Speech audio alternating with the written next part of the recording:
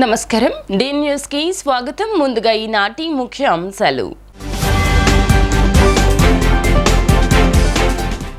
64వ division కంట్రికలో స్థానిక TDP యువ నాయకులైన మాతా సతీష్ ఖలీల్ ఆధ్వర్యంలో వైసీపీలోకి చేరిన యువకులు, మహిళలు. 37వ డివిజన్ కార్పొరేటర్ ఆంజనేయ రెడ్డి ఆధ్వర్యంలో డివిజన్లోని గాంధీ బొమ్మ రోడ్డు వద్ద నుంచి గడప గడపకు మన ప్రభుత్వం కార్యక్రమాన్ని నిర్వహించిన పశ్చిమ నియోజకవర్గ వైసీపీ సమన్వయకర్త షేక్ ఆసిఫ్.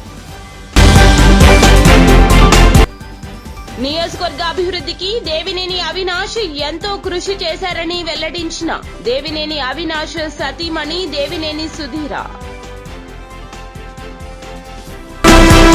64వ డివిజన్ కండ్రికలో స్థానిక టీడీపీ యువ నాయకులైన మాతా సతీష్ ఖలీల్ ఆధ్వర్యంలో యువకులు, మహిళలు వైసీపీలో చేరారు. ఈ సందర్భంగా వారికి సెంట్రల్ నియోజకవర్గ YCP MLA Vellampalli, MLA Malladi Vishnu ఇరువురు కలిసి పార్టీలో చేరిన టీడీపీ యువకులకు వైఎస్ఆర్సీపీ కండువా కప్పి పార్టీలోకి ఆహ్వానించారు. ఈ సందర్భంగా వెల్లంపల్లి మాట్లాడుతూ మాతా సతీష్ ఖలీల్ మిత్ర బృందానికి వైసీపీలోకి స్వాగతం పలుకుతున్నామన్నారు. సంబంధించి తెలుగుదేశం పార్టీ నుంచి జాయిన్ అవుతున్న మాతా సతీష్ వారి ఫ్రెండ్ సర్కిల్ కి అందరికీ కూడా ఈ డయాస్ ద్వారా స్వాగతం పలుకుతూ ఈ కార్యక్రమానికి Khalil and friend circle Khalil lady ఈ కార్యక్రమానికి ముఖ్య అతిథిగా ఇచ్చేసిన పెద్దలు, సోదరులు, స్థానిక శాసనసభ్యులు, అదేవిధంగా ప్లానింగ్ బోర్డు వైస్ చైర్మన్ గారైన మల్లాది విష్ణు గారికి, సభాధ్యక్షులు, సోదరులు, స్థానిక కార్పొరేటర్ గారు శ్రీరాములు గారికి, కన్వీనర్గా ఉన్న ఇస్మాయిల్ గారికి, నాని గారికి, రామకృష్ణ గారికి, అదేవిధంగా వాసు గారికి, మాత మహేష్ గారికి, వేదిక మీద ఉన్న ఇతర పెద్దలకి అందరికీ కూడా పేరు హృదయపూర్వక నమస్కారాలు. మనం 2014 ఎన్నికలు చూసాం, 2019 ఎన్నికలు చూసాం, 2024 ఎన్నికలు చూడబోతున్నాం. 2014 నుంచి 19 వరకు చంద్రబాబు కానీ, ఇక్కడున్న డబుల్ బాజీ ఉమా కానీ ఏం చేశారో మనకు తెలుసు. 2019 నుంచి ఇప్పటి వరకు కూడా అభివృద్ధి మీద దృష్టి పెట్టిన వ్యక్తి మల్లాది విష్ణు గారు. సంక్షేమ పథకాలన్నీ అందాలని చెప్పి చూసిన వ్యక్తి మల్లాది విష్ణు గారు. వైఎస్ జగన్మోహన్ రెడ్డి గారి నాయకత్వంలో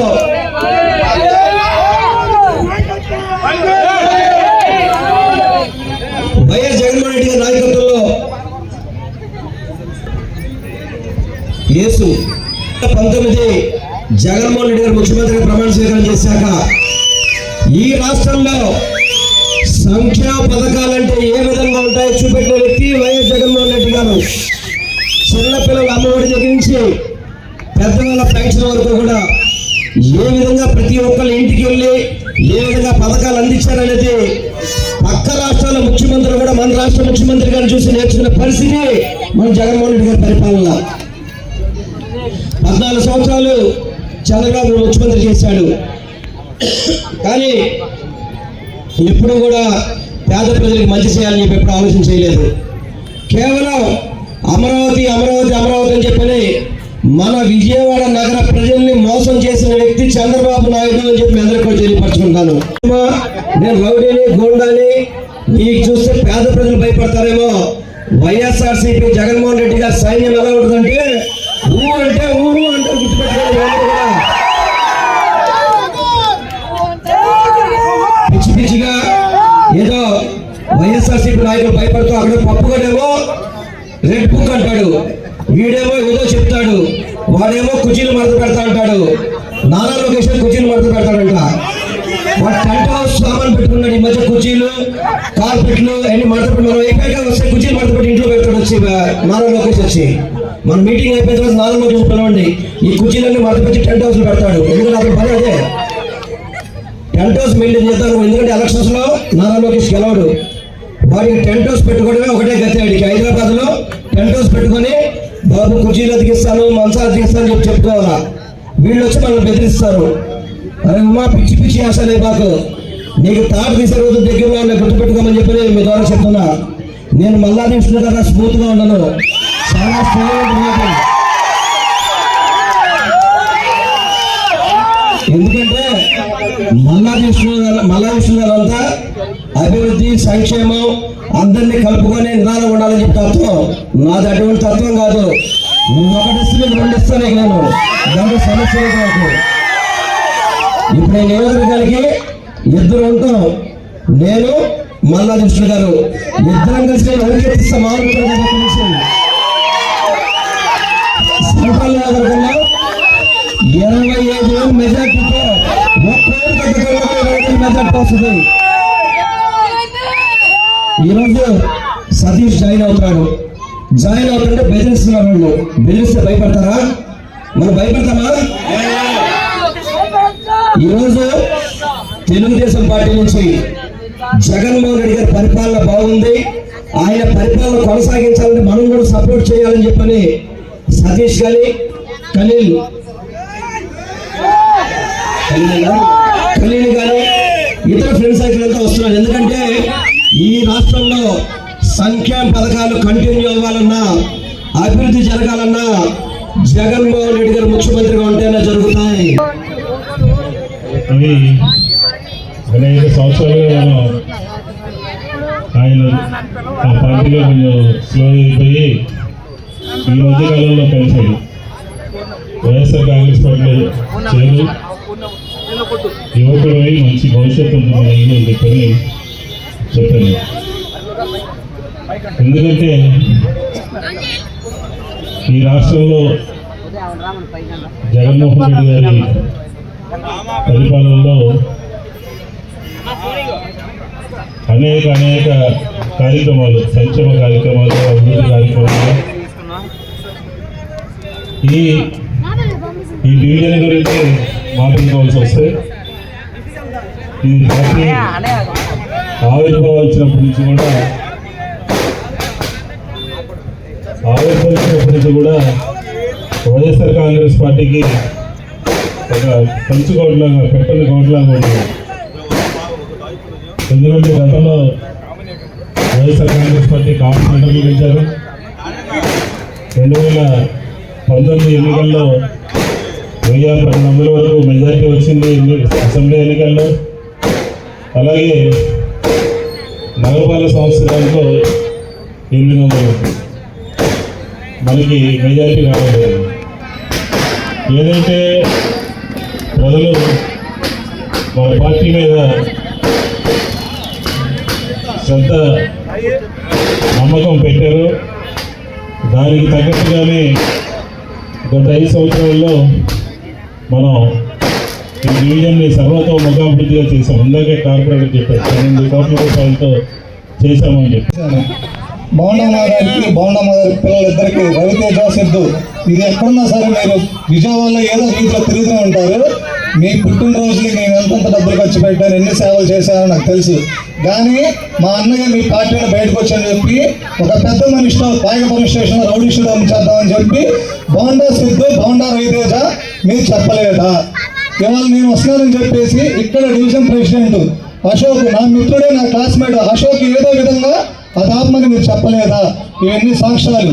నేను ఏ విధంగా మీకు కష్టపడ్డాను, ఇదే సెంటర్లో, ఇదే ప్లేస్లో ఎన్నిసార్లు నేను మనిషిలో చేసి నేను మీ కుటుంబాన్ని మొత్తం తీసుకుని వచ్చాను. నాకు అన్నీ గుర్తున్నాయి. మీరు చేసిన ద్రోహాలన్నీ. సార్ నేను కాపాను సార్, నేను కాపాడు అయ్యా. నాకు ఏ రోజు కూడా బాగుండమ్మా, నాకు ఏమీ చేయలేదు సార్. మరి ఏ విధంగా ఆయన నమ్ముకొని పవన్ కళ్యాణ్ నమ్ముకొని కాపులు ఏ విధంగా ఆయన ఓట్లేస్తారు సార్? మా డివిజన్లో మా ఉన్న సామాజిక ఓట్లు వెల్లంపల్లి గారికి గెలిపిస్తాం సార్, ఖచ్చితంగా సార్. మా వెనకాల ఉన్న కాపులు, మా వెనకాల ఉన్న మైనార్టీలు, మా వెనకాల ఉన్న ఎస్సీ ఎస్టీలు ఎప్పుడు కూడా మల్లా విష్ణు గారికి, వెల్లంపల్లి శ్రీను గారికి జీవితం మొత్తం రుణపడి ఉంటాం సార్. సార్ ఇదే బౌండమ్మ గారికి ఒకరోజు బౌండమ్మ గారికి చిన్నది అడిగాను సార్, ఇలాగ మన డివిజన్ వికలాంగులు ఉన్నారు సార్, వికలాంగుల తోటలో చిన్న రైతు బజార్లో కొట్టిపించాను సార్ అంటే ఎలక్షన్స్ అప్పుడు చూద్దాం కదా అన్నారు సార్. షాప్ పడితే ఎలక్షన్ సపోర్ట్ చూద్దామన్నారు సార్. దానికి నేనే సాక్ష్యం అండి. నేను వికలాంగుల కోటాలో చిన్న రైతు బజార్ ఇప్పించింది సార్ బాయిగపల్లి అంటే ఎలక్షన్ స్టైల్లో చూద్దాం లేరు అంటారు. 37వ డివిజన్ కార్పొరేటర్ ఆంజనేయ రెడ్డి ఆధ్వర్యంలో డివిజన్లోని గాంధీ బొమ్మ రోడ్డు వద్ద నుంచి పశ్చిమ నియోజకవర్గం వైసీపీ సమన్వయకర్త షేక్ ఆసిఫ్ గడప గడపకు కార్యక్రమం జరిగింది. ప్రజలతో మమేకమవుతూ ప్రజా సమస్యలు తెలుసుకుంటూ యాత్రను కొనసాగించారు. ఈ కార్యక్రమంలో మేయర్ రాయన భాగ్యలక్ష్మి, కార్పొరేటర్లు, ఎస్సీ ఎస్టీ బీసీ మైనార్టీ నాయకులు, డివిజన్ అధ్యక్షులు, కార్యకర్తలు పాల్గొన్నారు. వేషగాళ్లు వస్తున్నారని వారిని తరిమి కొట్టాలని AP minorities finance corporation chairman YSR Congress party పశ్చిమ నియోజకవర్గ సమన్వయకర్త షేక్ ఆసిఫ్ అన్నారు. గడప గడపకు మన ఆసిఫ్ కార్యక్రమంలో భాగంగా 37వ డివిజన్ కార్పొరేటర్ మండేపూడి చటర్జీ ఆధ్వర్యంలో పాతబస్తీలోని 37వ డివిజన్ కందులవారి వీధి తదితర వాణిజ్య ప్రాంతాల్లో ఆసిఫ్ ఇతర నాయకులు పర్యటించారు. ఈ సందర్భంగా ప్రభుత్వం అందిస్తున్న సంక్షేమ కార్యక్రమాలను ప్రజలకు వివరిస్తూ సమస్యలను అడిగి తెలుసుకున్నారు. అనంతరం ఆసిఫ్ మీడియాతో మాట్లాడుతూ చంద్రబాబు నాయుడు 2014 ఎన్నికల్లో 600 హామీలిచ్చి అధికారాన్ని చేపట్టి ప్రజలను నిలువన మోసం చేశారన్నారు. పశ్చిమ నియోజకవర్గంలో గల 37వ డివిజన్ మండేపూడి చటర్జీ గారి ఆధ్వర్యంలో గడప గడప కార్యక్రమం ప్రారంభించడం జరిగింది. ఈ యొక్క గడప గడప కార్యక్రమంలో ప్రతి ఒక్కళ్ళు ముందుగా వచ్చి మాకు అనేక సన్మానాలు అలాగే హారతులు పలుకుతున్నారు. ఇక్కడ అంతా షాపింగ్ కాంప్లెక్స్ ఏరియా కాబట్టి ప్రతి ఒక్కరికి అన్ని విధాల సౌకర్యాలు కల్పిస్తూ అన్ని వసతులు బాగున్నాయని చెప్పి చెప్పడం జరుగుతుంది. అలాగే జగన్మోహన్ రెడ్డి గారు మళ్ళీ సీఎం అవుతారు, మళ్ళీ జగన్మోహన్ రెడ్డి గారే సీఎం అవుతారయ్యా అని చెప్పి అందరూ చెప్పడం జరుగుతుంది. ఇక్కడ షాపింగ్ కాంప్లెక్స్ ఎక్కువ ఉండడం వల్ల ఇక్కడ ఈ రద్దీగా ఉండే ప్రాంతం ఇది. ఇక్కడ ప్రతి ఒక్క ఐటమ్స్ దొరికే విధంగా ఇవన్నీ షాపులు ఉన్నాయి. ఈ యొక్క షాప్ యజమానులకి మేము అందరూ అడుగుతున్నాం, అయ్యా మీరు చంద్రబాబు నాయుడు గారి హయాంలో ఎలాగుంది, జగన్మోహన్ రెడ్డి గారి హయాంలో ఎలాగుందంటే అన్నీ బాగున్నాయండి, తప్పకుండా మళ్ళీ జగన్మోహన్ రెడ్డి గారు సీఎం అవుతారని చెప్తున్నారు. అదే గత ప్రభుత్వంలో ఏ ఒక్క హామీ నెరవేర్చకుండా మాయమాటలు చెప్పి కాలం గడిపిన చంద్రబాబు నాయుడు ఈరోజు మళ్ళీ పగటి వేషాలు వేసుకొని చంద్రబాబు నాయుడు మరి పవన్ కళ్యాణ్ పగటి వేషాలు వేసుకొని ప్రజల ముందుకు రావడానికి చూస్తున్నారు. వాళ్ళని ప్రజలే గట్టిగా బుద్ధి చెప్తారు. ఏం ముఖం పెట్టుకొని ప్రజల్లోకి వస్తున్నారో వాళ్ళకే తెలియాలి. ఏది ఏమైనా కానీ ఈ రాష్ట్ర ప్రజలు జగన్మోహన్ రెడ్డి గారికి మళ్ళీ సీఎం చేయాలని చెప్పి నిర్ణయం చేసుకున్నారు. అనేక సంక్షేమ పథకాల వల్ల ఈరోజు సంక్షేమాల రథసారథి ఎవరు ఉన్నారంటే వైఎస్ జగన్మోహన్ రెడ్డి గారు. నాడు నేడు కానీ ఆ రోజు చూసాం స్కూల్స్ అన్నీ ఎంత దరిద్రంగా ఉండేవి. ఈరోజు నాడు నేడు కార్యక్రమంలో ప్రతి ఒక్క స్కూల్స్ కూడా కార్పొరేట్ స్కూల్స్కి తలపించే విధంగా స్కూల్స్ అన్నీ వసతులు బాగున్నాయి. అలాగే గోరుముద్ద ప్రతి పిల్లవాడికి స్కూల్స్లో మంచి భోజనం వసతులు కల్పిస్తూ, అలాగే ఏదైతే 1వ తారీఖు వచ్చిందో 1వ తారీఖుకే పెన్షన్ల పంపిణీ కార్యక్రమం, అనేక అమ్మఒడి కానీ చేయూత కానీ ఆసరా కానీ ఇన్ని సంక్షేమ పథకాలు ఇస్తూ ఈరోజు రాష్ట్రాన్ని ముందుకు తీసుకెళ్తూ కరోనా సైతం లెక్క చేయకుండా కరోనాని ఎదుర్కొని ఈ రాష్ట్ర ప్రజలకి అండగా నిలిచిన ఏకైక ముఖ్యమంత్రి ఎవరైనా ఉన్నారంటే వైఎస్ జగన్మోహన్ రెడ్డి గారు. మరి ఇన్ని సంక్షేమ పథకాలు ఇస్తూ సంక్షేమం అభివృద్ధి రెండు కళ్ళుగా భావించి అనేక ఇక్కడ ఈ ఏరియాలో కొన్ని సీసీ రోడ్స్ కానివ్వండి, అండర్గ్రౌండ్ డ్రైనేజ్ కానివ్వండి, అలాగే సైడ్ డ్రైన్స్ కానివ్వండి, ఎలక్ట్రికల్ పోల్స్ కానివ్వండి, ఎలక్ట్రికల్ పోల్స్ వల్ల వైర్లు ఏలాడుతుంటే ఇవన్నీ కోట్లాది రూపాయలతో సైడ్ పైప్ మొత్తం పోల్స్ వేసి అన్ని వసతులు కల్పించారు జగన్మోహన్ రెడ్డి గారని చెప్తున్నారు. మరి ఇన్ని సంక్షేమ పథకాలు ఇన్ని అభివృద్ధి పనులు చేసిన కోట్లాది రూపాయలు ఈ ప్రభుత్వం వచ్చిన తర్వాత డివిజన్ వారీగా అభివృద్ధి చేస్తుంది. మరి ఇన్ని సంక్షేమ పథకాలు ఇస్తున్న జగన్మోహన్ రెడ్డి గారిని కోరుకుంటారా? ఎక్కడో తెలంగాణలో తలదాచుకొని ఏదో సమయానికి వచ్చి ఎలక్షన్ ముందు వచ్చి ప్రజలకి మబ్బు పెట్టడానికి మాయమాటలు చెప్పడానికి వస్తున్న చంద్రబాబు నాయుడికి పవన్ కళ్యాణ్కి ఆశీర్వదిస్తారా? తప్పకుండా జగన్మోహన్ రెడ్డి గారికి ఆశీర్వదిస్తారు. జగన్మోహన్ రెడ్డి గారి మళ్ళీ సీఎం ఇది నేను చెప్పడం కాదు, ఈ రాష్ట్ర ప్రజలు నిర్ణయం చేశారు, ఆ దేవుడు నిర్ణయం చేశాడు.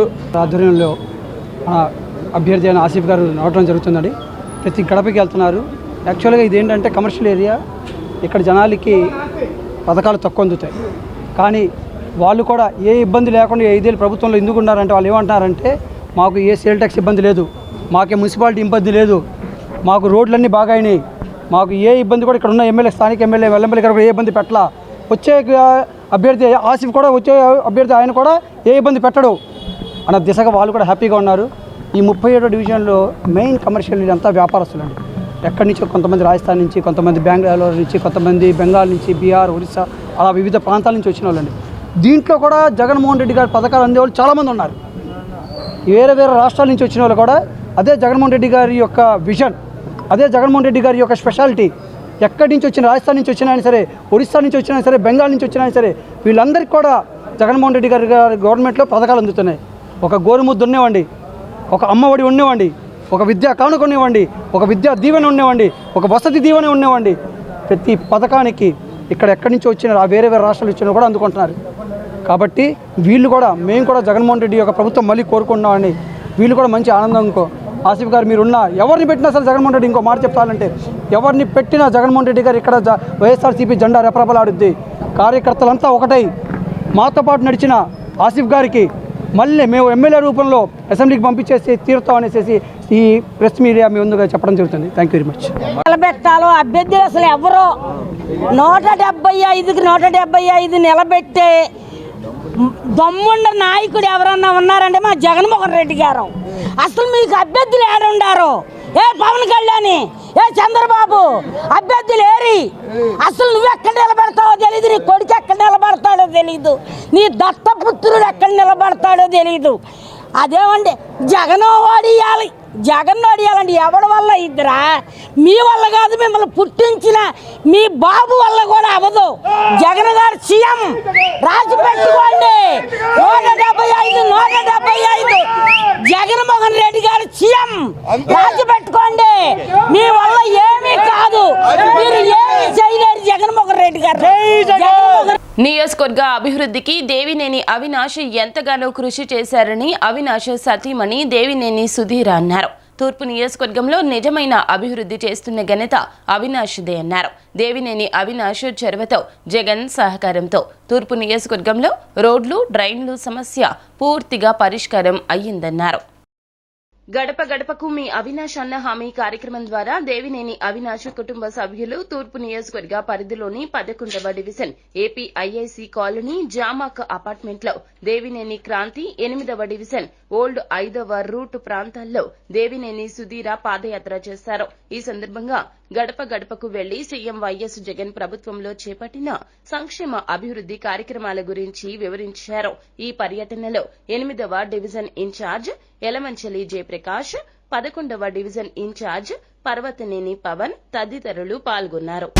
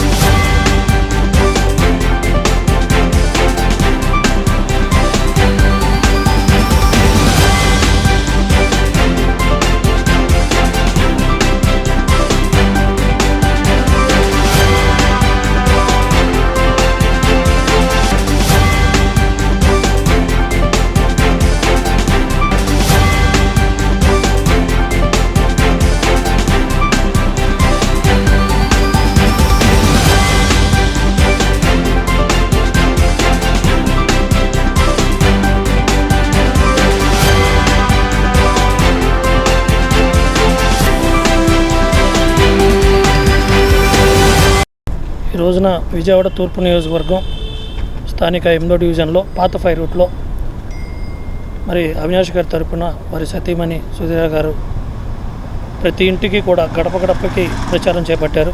టీడీపీ అధినేత చంద్రబాబు చెప్పేవి అన్ని అబద్దాలు, చేసేవి అన్ని మోసాలే అంటూ సీఎం జగన్ విమర్శించారు. మేనిఫెస్టోలో ఇచ్చిన హామీలు 10% అమలు చేశారా అంటూ ప్రశ్నించారు. మళ్లీ అబద్దాలు, మోసాలతో చంద్రబాబు వస్తున్నారంటూ ఎద్దేవా చేశారు. ఆయన అరాచకాలను ప్రతి ఇంటికి చేరవేయాల్సిన బాధ్యత వైసీపీ కార్యకర్తలపై ఉందన్నారు. రాప్తాడులో జనసముద్రం కనిపిస్తుందని సీఎం జగన్ చెప్పారు. సిద్ధం సభలో ఆయన మాట్లాడుతూ ఈ ఏడాది జరిగే ఎన్నికల్లో 2 సిద్ధాంతాల మధ్య యుద్ధం జరగనుంది అన్నారు. పేదలకు సంక్షేమ పథకాలు అందించాలనుకునే వైసీపీ ప్రభుత్వానికి, ఆయా పథకాలను తొలగించాలనుకునే చంద్రబాబుకి మధ్య పోరు జరగనుందని చెప్పారు. ఈ యుద్ధంలో పేదల తరపున నిలబడడానికి ప్రజలు సిద్ధం కావాలి అని పిలుపునిచ్చారు. లబ్ధి పొందిన పేదలు వాస్తవాన్ని గ్రహించి తనకు అండగా నిలవాలని కోరారు. వృద్ధులు వితంతువులకి పథకాలు అందాలన్నా, వాలంటీర్ వ్యవస్థ కొనసాగాలన్నా వైసీపీ ప్రభుత్వం మళ్ళీ రావాలని ఆయన సూచించారు. ప్రతి ఒక్కరిని కోరుతా ఉన్నా, ఆలోచన చేయమని అడుగుతా ఉన్నా. గతంలో చంద్రబాబు నాయుడు గారి పాలన చూశారు, ఇంకా చాలామంది పాలనలు చూశారు, చాలా రాష్ట్రాల్లో కూడా పాలనలు చూస్తూ ఉన్నారు. ఎవరైనా కూడా మేనిఫెస్టోను మన మాదిరిగా, మీ అన్న మాదిరిగా, మీ తమ్ముడి మాదిరిగా, మన వైఎస్ఆర్ కాంగ్రెస్ పార్టీ మాదిరిగా ఎవరైనా మేనిఫెస్టోను ఒక బైబిల్ గాను, ఒక ఖురాన్ గాను, ఒక భగవద్గీత గాను భావించి ఆ మేనిఫెస్టోను ప్రతిరోజు చూసుకుంటూ ఏకంగా 99% వాగ్దానాలన్నీ కూడా అమలు చేసిన తర్వాతే ఎన్నికలకు వెళ్తా ఉన్నది ఎవరు అనంటే మీ జగన్ ఒక్క వైఎస్ఆర్ కాంగ్రెస్ పార్టీ మాత్రమే ఆ చిత్తశుద్ధి చూపుతా ఉంది అని చెప్పడానికి గర్వపడతా ఉన్నా. మొట్టమొదటిసారి ఫస్ట్ ఛాన్స్ ఇస్తేనే మీ జగన్ ఇంత గొప్పగా అన్ని వర్గాలను గుండెల్లో పెట్టుకొని చూసుకుంటా ఉన్నాడు. మరి 3 సార్లు ముఖ్యమంత్రి అయిన చంద్రబాబు గారు, 14 ఏళ్ళు ముఖ్యమంత్రిగా ఉన్న చంద్రబాబు నాయుడు గారు ఇవన్నీ కూడా ఎందుకు చేయలేకపోయాడు అని చెప్పి ప్రతి ఒక్కరూ కూడా ప్రతి ఇంటికి వెళ్ళి కూడా చెప్పండి, అడగండి. అందుకే ఈ పెద్ద మనిషి చంద్రబాబు నాయుడు గారిని అడుగుతా ఉన్నా, అయ్యా బాబు, ప్రజలు మీకు ఎందుకు ఓటు వేయాలి అని అడుగుతా ఉన్నాను. జగన్ మార్పు ప్రతి గ్రామంలోనూ కనిపిస్తా ఉన్నప్పుడు, జగన్ మార్పు ప్రతి పేద ఇంట్లోనూ కనిపిస్తా ఉన్నప్పుడు, జగన్ మార్పు ప్రతి సామాజిక వర్గంలోనూ కనిపిస్తా ఉన్నప్పుడు, ప్రతి ప్రాంతంలోనూ కనిపిస్తా ఉన్నప్పుడు, ఇంతగా కనిపిస్తా ఉన్నప్పుడు అయ్యా చంద్రబాబు నీకు ఎందుకు ఓటు వెయ్యాలి అని చెప్పి ఇదే సందర్భంగా ఇదే వేదికపై నుంచి ఇక్కడే చంద్రబాబు నాయుడు గారిని అడుగుతా ఉన్నా. చంద్రబాబు నాయుడు గారిని నేరుగా అడుగుతా ఉన్నా, జగన్ తన పాలనలో ప్రజలకు, ఇదే పెద్ద మనిషి చంద్రబాబు నాయుడు గారిని నేరుగా అడుగుతా ఉన్నా ఇదే వేదికపై నుంచి, అయ్యా చంద్రబాబు, జగన్ తన పాలనలో ప్రజలకు మంచి చేయలేదని చెప్పి చంద్రబాబు నిజంగా నమ్మితే, జగన్కు ప్రజాబలం లేదని ఇదే చంద్రబాబు గారు నిజంగా నమ్మితే మరి చంద్రబాబుకు పొత్తులెందుకు అని అడుగుతా ఉన్నా. ఇదే చంద్రబాబుని అడుగుతా ఉన్నాను, నిజంగా నువ్వు జగన్ మంచి చేయలేదని అనుకుంటే, నిజంగా నువ్వు జగన్ మేనిఫెస్టోలో చెప్పినవి చెయ్యలేదని అనుకుంటే, నిజంగా నువ్వు జగన్కు ప్రజాబలం లేదనుకుంటే నీకు ఇంతమందితో ఇన్ని పొత్తులు ఎందుకయ్యా చంద్రబాబు అని అడుగుతా ఉన్నా.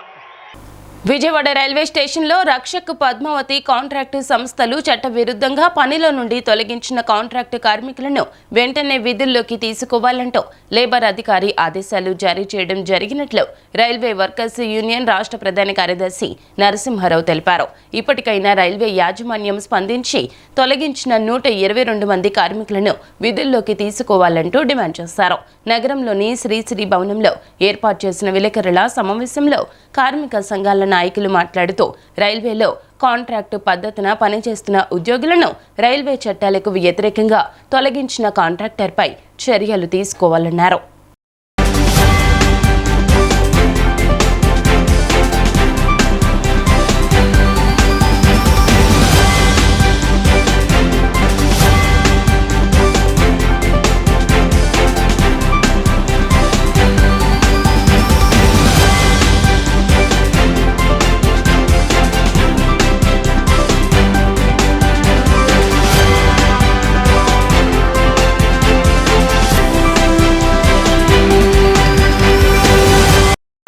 సిఐటియు ఎన్టీఆర్ జిల్లా నాయకులు విజయవాడ రైల్వే స్టేషన్లో అన్యాయంగా చట్టవిరుద్ధంగా రక్షక్ పద్మావతి అనే కాంట్రాక్ట్ సంస్థలు 15 ఏళ్లుగా పనిచేస్తున్న కార్మికుల్ని 12 తొలగించినాయి.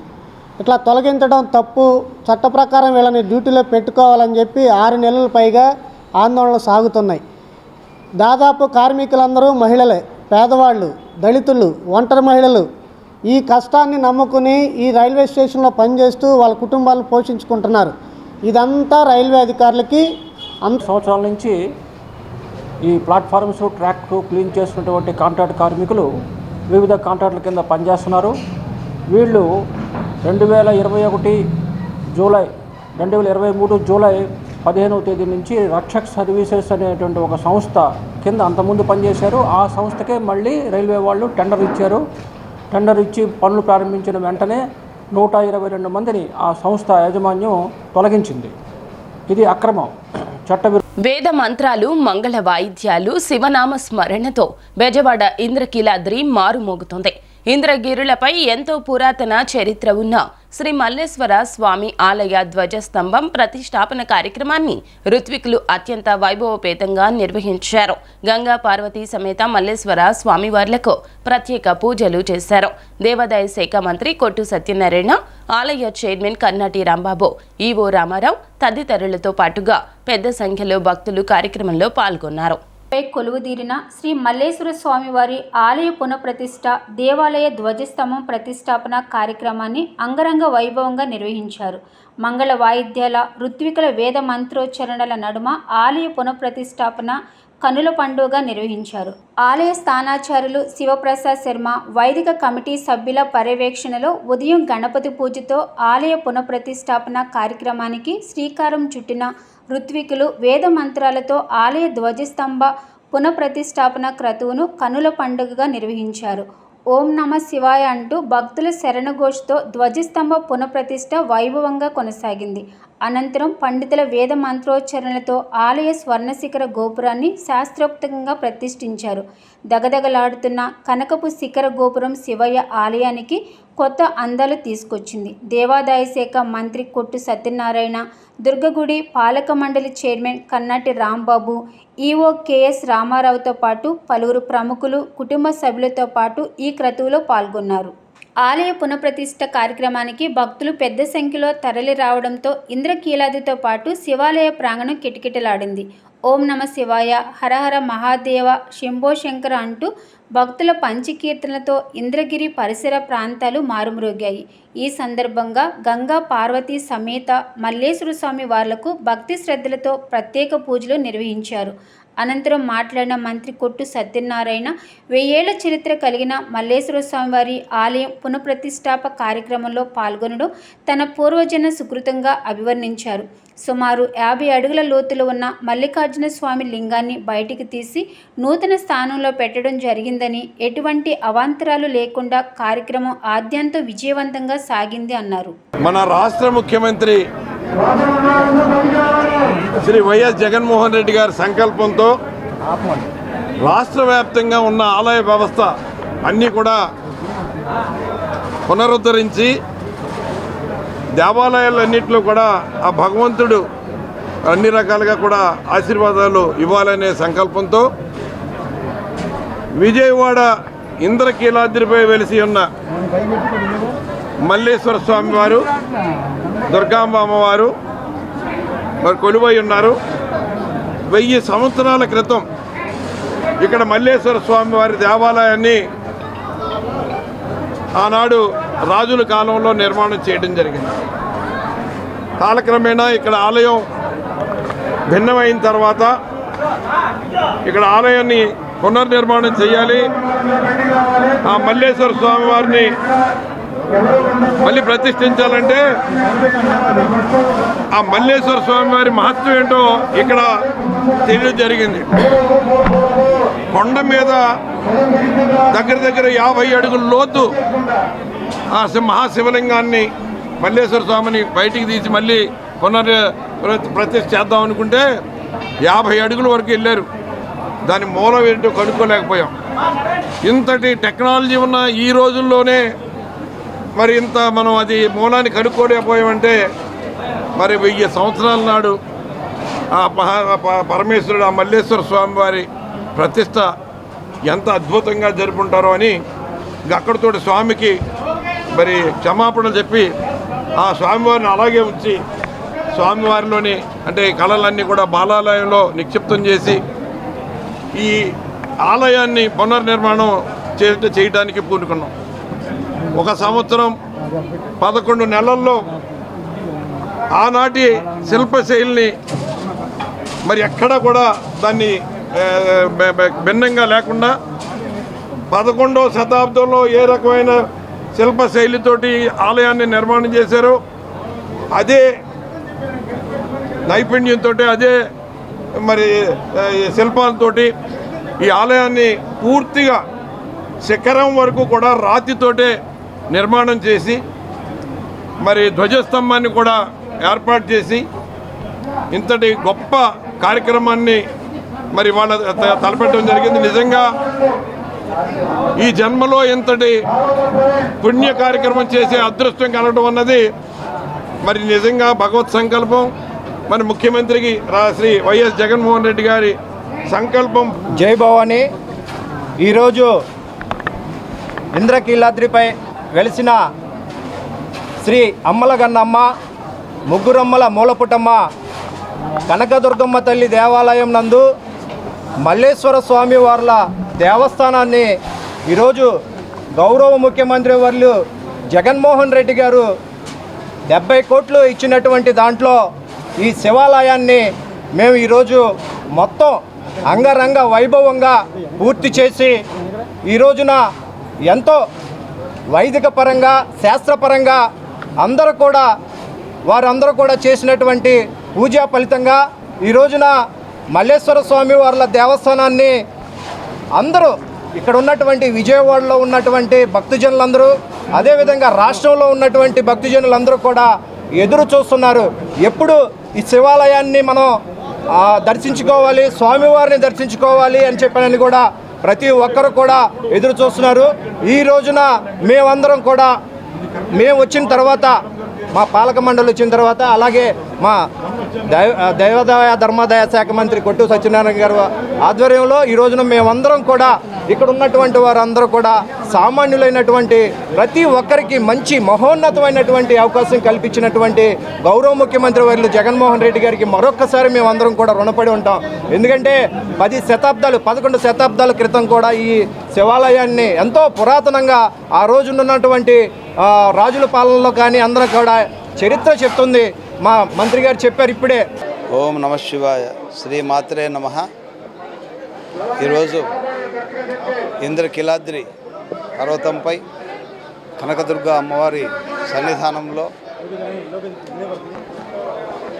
మల్లేశ్వరుడిగా వెలిసినటువంటి పరమేశ్వరుని యొక్క ఆలయాన్ని నిర్మాణం సంపూర్ణం చేసుకోవడం, ధ్వజస్తంభ ప్రతిష్ట మరియు గణపతి, సుబ్రహ్మణ్య స్వామి, చండీశ్వరుడు, కాలభైరవ ప్రతిష్ట, నందీశ్వరుని యొక్క ప్రతిష్ట, ఈ కార్యక్రమాలన్నీ ఈ సమయంలో జరగడం చాలా సంతోషాన్ని ఇస్తోంది. ఇది ఒక పూర్వజన్మ సుకృతమని, స్వామి అమ్మవారి యొక్క అపారమైన కరుణ మా అందరిపైన ఉండడం వల్లనే ఈ కార్యక్రమం సాధ్యమైందని నేను విశ్వసిస్తున్నాను. మరి ఒక ఆలయాన్ని పైన ఈరోజు ఆలయం పైన స్వర్ణ శిఖరాన్ని కూడా ఒక దాత ఇస్తే దాన్ని కూడా ప్రతిష్ఠించాము. ఇన్ని కార్యక్రమాలు దసరా ప్రారంభానికి ఈ చాలా నిదానంగా జరుగుతున్నటువంటి కార్యక్రమాలు దసరా తర్వాత చాలా వేగం అందుకున్నాయి. ముఖ్యమంత్రి వర్యులు ఈ ప్రాంగణానికి విచ్చేయడము, ఈ డెవలప్మెంట్స్ అన్ని త్వరగా చేయని చెప్పడము, ప్రారంభం చేయడము మాకెంతో స్ఫూర్తినిచ్చింది. శ్రీమాత్రే నమః. జై దుర్గా భవాని. శ్రీ దుర్గా మల్లేశ్వర స్వామి వారి దేవస్థానంలో ఎంతో కాలంగా మనం ఎదురు చూస్తున్న ఈ యొక్క మల్లేశ్వర స్వామి ఆలయం పునర్నిర్మాణం పూర్తి చేసుకుని ఈ రోజున అమ్మవారి ఆలయంలో ఉన్న ఈ మల్లేశ్వర స్వామి ఆలయాన్ని ప్రతిష్టా కార్యక్రమాలు అంటే గణపతి, సుబ్రహ్మణ్యుడు, అట్లాగే ధ్వజస్తంభం, శిఖర ప్రతిష్ట, అట్లాగే చండీశ్వరుడు, కాలభైరవుడు ఇవన్నీ కూడా ప్రతిష్ట చేసుకొని ఇవాళ తదనంతరం కుంభాభిషేకం కూడా చేయడం జరుగుతోంది. ఇదంతా కూడా భక్తులందరూ కూడా చూసి అమ్మవారి స్వామివారి యొక్క అనుగ్రహాన్ని పొందాలని కోరుకుంటున్నాం. జై దుర్గా భవాని. ఈరోజు చాలా సంతోషకరమైన రోజు అండి. ఎందుకనంటే శ్రీ దుర్గా మల్లేశ్వర స్వామి వారి దేవస్థానంలో మన శివాలయం ఓపెనింగు అలాగే ధ్వజస్తంభ ప్రతిష్ట జరగడం జరిగిందండి. మేము చాలా పుణ్యం చేసుకున్నామండి ఈ రోజున. ఎందుకనంటే జగన్మోహన్ రెడ్డి గారి ఆశీస్సులతోటి అలాగే మా దేవినేని అవినాష్ గారి ప్రోత్సాహంతో ఇక్కడ నేను పాలక మండలి సభ్యురాలుగా రావడం జరిగింది. ఆ రోజు నుంచి ఈ రోజు వరకు కూడాను ప్రతి ఒక్కటి క్షుణ్ణంగా పరిశీలించుకుంటా, పాలక మండలిలో చర్చించుకుంటాను. ప్రతి ఒక్కటి కూడా పొంగల్ షెడ్లు కానివ్వండి, లేకపోతే ఉచిత బస్సులు కానివ్వండి, లేకపోతే వృద్ధులకి ఎటువంటి అసౌకర్యాలు కలగకుండా వాళ్ళ మంచిగా వచ్చి అమ్మవారిని దర్శనం చేసుకునేలాగా, అలాగే అయ్యవారిని కూడా దర్శనం చేసుకునేలాగా ఈ రోజున సంగా నరసింహారావు గారి ఆధ్వర్యంలో ఇక్కడ చాలా కార్యక్రమాలు దాతగా ఆయన చాలా కార్యక్రమాలు చేయడం కూడా జరిగిందండి. ఎందుకంటే ప్రతి ఒక్కరూ కూడా అమ్మవారిని దర్శించుకున్న తర్వాత అయ్యవారిని శివయ్యను కూడా దర్శించుకొని వాళ్ళ కుటుంబాలు చక్కగా ఉండాలి, అందరూ చల్లగా ఉండాలని చెప్పి కోరుకోవడం జరుగుతుందండి. అలాగే మేమందరం కూడాను అందరికీ భక్తులందరూ కూడా ఒక విన్నపం చేసుకుంటున్నాము. ప్రతి ఒక్కరు కూడాను చక్కగా వచ్చి అమ్మవారిని దర్శనం చేసుకొని అయ్యవారిని దర్శనం చేసుకొని ఎటువంటి ఇబ్బందులు పడకుండా చాలా సుఖ సంతోషాలతో ఉండాలని చెప్పి నేను కోరుకుంటున్నాను. అలాగే మా జగన్మోహన్ రెడ్డి గారిని మళ్ళీ సీఎంగా చూడాలని చెప్పి నేను అమ్మవారిని అయ్యవారిని కూడా కోరుకుంటున్నానండి. కోరుకోవడం కాదండి, దండం పెట్టుకుంటున్నాను నేను. ఎందుకంటే నాకు ఇంతటి మహద్భాగ్యాన్ని కలిగించింది వారే కాబట్టి వారు ఎప్పుడు కూడా చక్కగా ఉండాలని చెప్పి నేను కోరుకుంటున్నాను. పేదల ప్రభుత్వమని చెప్పుకునే వైసీపీ వాంబే కాలనీలోని ప్రజల సమస్యలు పరిష్కరించడంలో ఎందుకు నిర్లక్ష్యం వహించిందంటూ సిపిఎం నేత బాబురావు ప్రశ్నించారు. 20 ఏళ్లుగా నివాసం ఉంటున్న విజయవాడ వాంబే కాలనీ న్యూ రాజరాజేశ్వరిపేట వాసులకు పట్టాలు ఇవ్వకుండా మొండి చేయి చూపించిందంటూ మండిపడ్డారు. విజయవాడ వాంబే కాలనీలో పట్టాలు, రిజిస్ట్రేషన్లు, ఇళ్ల స్థలాలు, రైల్వే అండర్ బ్రిడ్జ్ కోరుతూ సిపిఎం నిరసన దీక్ష చేపట్టింది. ఈ దీక్షను సిపిఎం నేతలు బాబురావు, డివి కృష్ణ, కాశీనాథులు ప్రారంభించారు. అనంతరం బాబురావు మాట్లాడుతూ నగరంలోని వివిధ ప్రాంతాలు కాలువ కట్టలపై నివసిస్తున్న పేదలను తొలగించి వాంబే కాలనీలో పునరావాసం కల్పించారని, 20 సంవత్సరాలు గడిచినా వారికి హక్కు పత్రాలు ఇవ్వలేదు, రిజిస్ట్రేషన్ చేయలేదు అన్నారు. పేదల ప్రభుత్వంగా చెప్పుకునే వైసీపీ ఇంటికి 4,000 నుండి 8,000 వరకు వసూలు చేసి కూడా ఇప్పటికీ రిజిస్ట్రేషన్ పట్టాలు ఇవ్వలేదన్నారు. గతంలోని తెలుగుదేశం, ఇప్పుడు వైసీపీ పేదలకు స్థలాలు, ఇళ్లు ఇవ్వకుండా మోసం చేసేయని ధ్వజమెత్తారు. రైల్వే లేని పక్కనే కాలనీ ఉన్న రైల్వే అండర్ బ్రిడ్జి నిర్మించకుండా నిర్లక్ష్యం చేయడం దుర్మార్గం అన్నారు. రైల్వే లేని పక్కన నడుస్తున్న వారిపై రైల్వే పోలీసులు 1,000 రూపాయల వరకు పెనాల్టీలు వేయడం అమానుష్యమన్నారు. జగన్ ఎన్నికలకు సిద్ధమైతే ప్రజలు పోరాటాలకు సిద్ధమయ్యారని స్పష్టం చేశారు. ఎప్పటికైనా వాంబే కాలనీ ప్రజల సమస్యలు పరిష్కరించాలని, లేని పక్షంలో ఉద్యమం ఉధృతం అవుతుందని హెచ్చరించారు. విజయవాడ వాంబే కాలనీలో నిరుపేదలు వేల మంది బతుకుతున్నారు. వైసీపీ ప్రభుత్వం పేదల ప్రభుత్వం అని, ముఖ్యమంత్రి పేదల ముఖ్యమంత్రి అని చెప్పుకోవటం తప్ప చేసిందేమీ లేదు. 5 ఏళ్లలో కనీసం వాళ్ళకి రిజిస్ట్రేషన్ చేసిన కాగితం ఇవ్వడానికి ఇంతవరకు తీరిక దొరకలా. అంతకుముందున్న తెలుగుదేశం వాళ్ళు మోసం చేశారు, మేము సరి చేస్తామని చెప్పారు, కానీ ఇంతవరకు పట్టాలు ఇవ్వాల. అసలు స్థలమే చూపించనండి జగనన్నలకి రిజిస్ట్రేషన్ చేస్తున్నారంట. 20 ఏళ్ల నుండి ఆ ఇంట్లో వాళ్ళు కాపురం ఉంటా ఉంటే దానికి రిజిస్ట్రేషన్ మాత్రం ఒక్కొక్కరి దగ్గర నుండి 4,000, 8,000 రూపాయలు డబ్బు వసూలు చేసి ఖజానాలో వేసుకున్నారు తప్ప ఇంతవరకు ఇవ్వాల. ఏం అడ్డం వచ్చింది 5 ఏళ్ళ మీకు అని అడుగుతూ ఉన్నాం. అంటే ఎన్నికల ముందు ఆశ పెట్టడం, మోసం చేయటమేనా మీ పని? పైపెచ్చు అద్దెలు కొన్నవాడికి ఇళ్ళు ఇవ్వాల. స్థలాలు అన్నారు, అమరావతి రాజధానిలో మీకు స్థలాలు అన్నారు, తిప్పారు. ఇవాళ అంతా కోర్టు లిటిగేషన్లో ఉంది. ఏమంటే ఇవాళ మేమేం చేస్తామన్నారు. 20 ఏళ్ల కిందట ఏర్పాటు అయినటువంటి వాంబే కాలనీ దురదృష్టం ఏంటంటే ప్రభుత్వాలు మారుతూ ఉన్నాయి, పట్టాలు మాత్రం రావట్లా, రిజిస్ట్రేషన్లు చేయడంలా. కమ్యూనిస్టులు అధికారంలో ఉన్నప్పుడు ఎల్బిఎస్ నగరు, రాజీవ్ నగరు, కొత్త రాజీవ్ నగరు, మొత్తం ఆ ప్రాంతం అంతా శాంతి నగరు 15 రూపాయలు 5 రూపాయలకి. స్టాండింగ్ కమిటీ చైర్మన్గా అప్పుడు బాబురావు ఉన్నాడు. ఆ టైంలో 5 రూపాయలు 15 రూపాయలు రిజిస్ట్రేషన్కే ఆ కాలనీలో పట్టాలు ఇప్పించేటువంటి దానికి జరిగింది. మరి ఇప్పుడు వైసీపీ పాలకపక్షం కౌన్సిల్లో కనీసం ప్రతిపాదన పెడితే బాంబే కాలనీ రిజిస్ట్రేషన్లు ఇవ్వాలని చెప్పి ఆ ప్రతిపాదన ఆమోదించకపోవటం కాదు కదా, ఎజెండాలోకి రానివ్వకుండా తీసేస్తా ఉన్నటువంటి పరిస్థితి కూడా చూసాం. మరి ఇక్కడ కార్పొరేటర్ ఏం చేస్తూ ఉన్నాడు? మాది పేదల ప్రభుత్వం అని ధనికుల మీద, పెత్తందారుల మీద, పేదల కోసం యుద్ధం చేస్తున్నానని జగన్మోహన్ రెడ్డి గారు చెప్తున్నారు. బాంబే కాలనీ ప్రజలు పేదల, ధనికుల? మరి పేదల తరపున ధనికుల మీద పెత్తందారుల మీద యుద్ధం చేసేవాడు బాంబే కాలనీకి పట్టా ఇవ్వడానికి డిమాండ్ని ఎందుకు చేయరు? అదే నిజమైతే మీ వైఖరి ఏంటో అంగన్వాడీ ఆశా మున్సిపల్ కార్మికుల ఆందోళనలో తేలిపోయింది. ఇప్పుడు కూడా మరొకసారి తేటతల్లమయ్యే పరిస్థితి ఈ రోజున వస్తుంది. అందుకే ఇప్పటికైనా గతంలో వామపక్షాల అధికారులు ఉన్నప్పుడు ఏ పద్ధతుల్లో అయితే ఇక్కడ పట్టాలు పంపిణీ చేశారో, మీకు నిజాయితీ ఉంటే, చిత్తశుద్ధి ఉంటే దీని మీద వెంటనే చర్యలు తీసుకుని నోటిఫికేషన్ వచ్చే లోపే దీని మీద పట్టాలు ఇవ్వాలని చెప్పని మేము డిమాండ్ చేస్తున్నాం. All India Canara bank SC ST Bahujan welfare association general body సమావేశం గాంధీనగర్లోని ప్రెస్ క్లబ్లో జరిగింది. ఈ సందర్భంగా ఉద్యోగస్తులు తమ బ్రాంచ్లోని సమస్యలు చెప్పుకునే వేదికగా ఈ సమావేశం నిర్వహించినట్లుగా అసోసియేషన్ సభ్యులు తెలిపారు. ఈ సభ చైర్మన్ మారెప్ప, సెక్రటరీ సమక్షంలో జరిగింది అని చెప్పారు. తమ దృష్టికి వచ్చిన సమస్యలపై అందరం కలిసి పోరాడతామన్నారు. సందర్భంగా ఉద్యోగస్తులు తమ బ్రాంచ్లోని సమస్యలను చెప్పుకునే వేదికగా ఈ సమావేశం నిర్వహించామని అసోసియేషన్ సభ్యులు తెలిపారు. ఈ సభ చైర్మన్ మారెప్ప, సెక్రటరీ సమక్షంలో జరిగిందని చెప్పారు. తమ దృష్టికి వచ్చిన సమస్యలపై అందరం కలిసి పోరాడతామని వారు స్పష్టం చేశారు.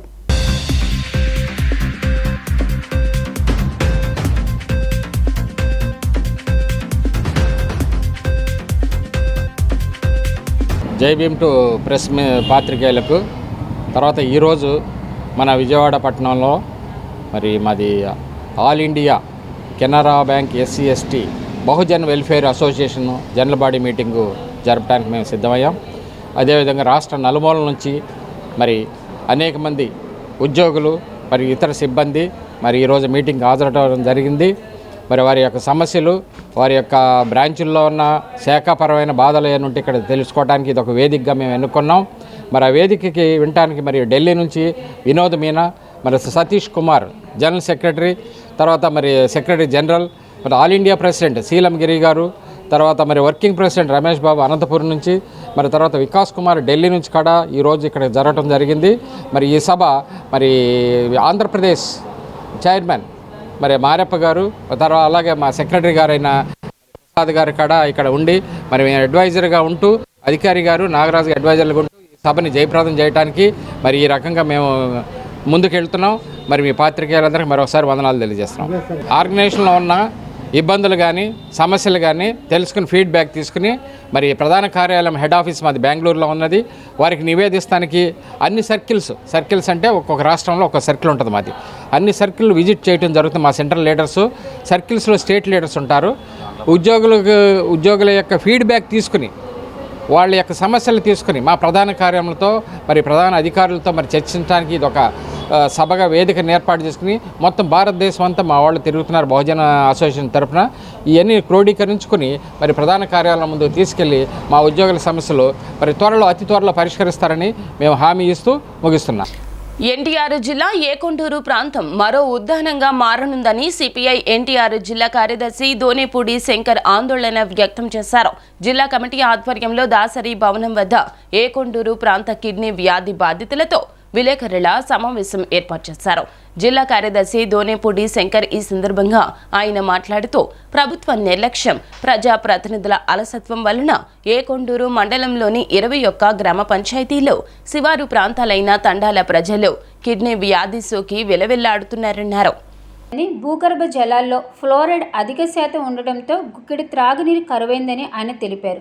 రక్షిత మంచినీటి కోసం చెకోరా పక్షుల్లా ప్రజలు ఎదురు చూస్తుండటం మనసు కలిసి వేస్తుందని పేర్కొన్నారు.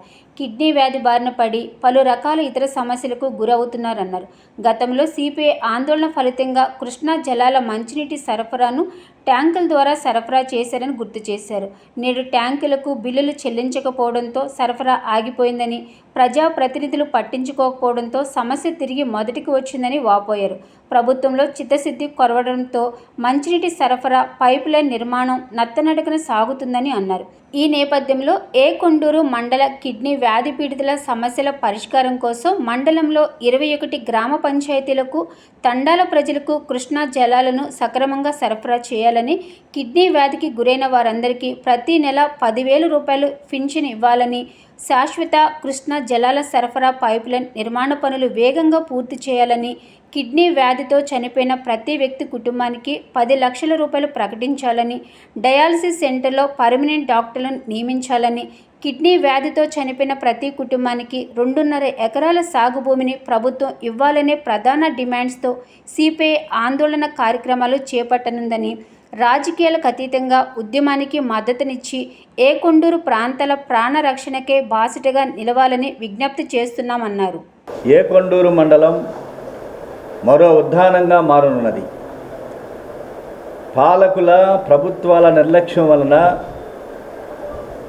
కిడ్నీ వ్యాధి బాధితుల సమస్య చరివితి చరణం మొదటికి వచ్చింది. 50 కోట్ల రూపాయలు మంజూరు అయినాయి. రక్షిత మంచినీటి సరఫరా పథకం కింద కృష్ణా జలాలను సరఫరా చేస్తామని చెప్పినటువంటి ప్రభుత్వం పైప్ లైన్ల నిర్మాణం చేసి ఏకొండూరు మండలంలో 21 గ్రామ పంచాయతీలు 35 తండాల ప్రజలకు మంచినీటిని సరఫరా చేసేటువంటి ప్రభుత్వం పైప్ లైన్లు నిర్మాణ పనులు ఎక్కడ వేసిన గొంగలి అంటే అక్కడనే ఉంది. నత్తనడకన సాగుతూ ఉన్నాయి. 2018వ సంవత్సరంలో ఆనాడు సిపిఐ ఆందోళన ఫలితంగా కిడ్నీ బాధితుల సమస్య పైన నిరంతర పోరాటం చేసి వాటర్ ట్యాంకర్స్ ద్వారా కృష్ణా జలాలను సరఫరా చేసేటువంటి కార్యక్రమానికి సిపిఐ పోరాట ఫలితంగా శ్రీకారం చుట్టడం జరిగింది. కానీ ఎమ్మెల్యేలు, ఎంపీలు, ప్రభుత్వాధికారుల యొక్క నిర్లక్ష్య ఫలితంగా మంచినీటి సరఫరా ఆగిపోయింది. దానికి కారణం 1,02,00,000 రూపాయల బిల్లుల్ని కాంట్రాక్టర్లకు చెల్లించకపోవటం. దాంతో గుత్తేదారులు నీటి సరఫరాను ఆఫ్ చేశారు. క్రియాటిన్ వేగవంతంగా పెరిగిపోయింది. తిరిగి మరలా సిపిఐగా గత వారం రోజుల క్రితం ఏకొండూరు ప్రాంతంలో మండల కార్యాలయం ముందు ధర్నా చేశాం, నిరసన తెలియజేశాం. బీసీ కాలనీ చైతన్యనగర్ ప్రాంతంలో పర్యటించాం. దాని ఫలితంగా ఇతర రాజకీయ పార్టీలు కూడా స్పందించినవి. దాని ఫలితంగా తిరిగి మళ్ళీ మంచి సరఫరాను పునరుద్ధరించారు. 39 లక్షల రూపాయల బిల్లులు మాత్రమే గుత్తేదారుకు చెల్లించారు. నేను సిపిఐ ఏకొండూరు మండల పార్టీ కార్యదర్శి మేకల డేవిడ్ని. ఏకొండూరు మండలంలో మరో ఉద్దానం కాకముందే అక్కడ కిడ్నీ బాధితుల్ని ఎంతమంది ఉన్నారో ఏమిటని సర్వే చేసి 2018లోనే ఈ సమస్యను ప్రభుత్వం దృష్టికి తీసుకురావడం జరిగింది. ఆనాడు వ్యాధిగ్రస్తులు అధికంగా ఉన్నారు. ఇక్కడ హెల్త్ ఎమర్జెన్సీ ప్రకటించమని ఆనాడే కమ్యూనిస్ట్ పార్టీగా డిమాండ్ చేయడం జరిగింది. ఆనాడు ఉన్నటువంటి తెలుగుదేశం ప్రభుత్వం ఏదో నామమాత్రంగా చర్యలు చేపట్టిందే తప్ప పూర్తిగా వ్యాధి నివారణ కోసం ఏమాత్రం ఎక్కడ పనిచేసినటువంటి దాఖలాలు లేవు. తదనంతరం 2019 ఎన్నికల్లో వైసీపీ ప్రభుత్వం అధికారంలోకి రావడం జరిగింది. అక్కడి నుంచి అనేక దఫాలుగా ఎన్ని విధాలుగా పోరాటాలు చేసినట్టు కానీ ఎక్కడ ఏమాత్రం ఈ ప్రభుత్వం చేయగుట్టినట్టుగా లేదు. ఏకొండూరు మండలం అంటే నా పేరు ఈరస్వామి, ఆలకుంట ఈరస్వామి అంటారు. మా బీసీ కాలనీ సీతన్ నగర్ పక్కన మదిరితండ నగర్ అన్నీ ఒకటే, అడ్డు రోడ్ అంటారు. మాకు 8 సంవత్సరాలు నాకు ఈ కిడ్నీ బాధ వచ్చి 8 సంవత్సరాలు అక్షరాలు 8 సంవత్సరాలు అయింది. 8 సంవత్సరాలు అయితే రక్షణ కాడికి వెళ్ళా. ఎమ్మెల్యే కాడికి వెళ్ళి సారు నాకు పింఛన్ రావట్లేదు, పని చేయలేకపోతున్నా, కర్రతోటి వంగి నడవలేకపోతానంటే హాస్పిటల్ చూపించుకోబో అన్నాడు. సమాధానం ఇవ్వలేదు. ఉంది ఎండకాలం అంటే గుండె దడదడ కొట్టుకుంటుంది. ఒకరోజు శాన్లో పడిపోయానండి. ఇంకా మళ్ళీ ఇంటికి వస్తే ఈయన కిడ్నీలు పోయినాయి. ఏమీ పని చేయలేడు, ఇక్కడ ఏమీ చేయలేదు దేవుడానని ఏడుపే ముందు పడ్డదండి. మొన్న హాస్పిటల్కి వెళ్ళాం, ఇక చెప్తాను. హాస్పిటల్కి వెళ్ళాం. 4 రోజులు ఆరోగ్యశ్రీ మీద చూచారు. తిరువూరు ఆర్డీఓ కార్యాలయం సమీపంలో మారణాయుధాలతో ఆగంతకులు దాడి చేశారు. దాడి ఘటనలో 3 యువకులకు తీవ్ర గాయాలు అయ్యాయి. ఒక యువకుని పరిస్థితి విషమంగా ఉండగా మరో 2 తీవ్ర గాయాలు అయ్యాయి.